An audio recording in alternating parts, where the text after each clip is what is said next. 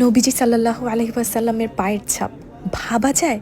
কখনো চিন্তাও করিনি এত কাছ থেকে নিজের চোখে দেখতে পাবো। সুবহানাল্লাহ, চোখের পানি ধরে রাখা যাচ্ছিল না, আর সমস্ত শরীর জানি না কেন কাঁপছিল। এগুলো শত শত বছর ধরে টার্কির ইস্তানবুলে টোপকাপি প্যালেসে গচ্ছিত আছে। টার্কির সুলতান যখন মিশর জয় করেন তখন মক্কা ও মদিনার খেলাফতের দায়িত্বও ওনার কাছে চলে আসে, এবং মক্কা এবং মদিনার যিনি খলিফা ছিলেন সেই সময়ের, তিনি এই সকল পবিত্র আমানত সুলতানের কাছে হ্যান্ডওভার করেন। দেখুন নবীজি সাল্লাল্লাহু আলাইহি ওয়াসাল্লামের দাড়ি মোবারক, সুবহানাল্লাহ।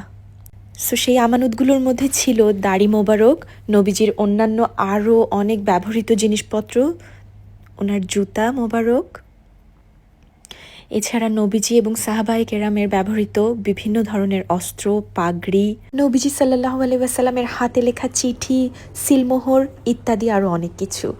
নবীজির নিজে হাতে লেখা চিঠি দেখে আমরা পুরো মগ্ন হয়ে গেছিলাম।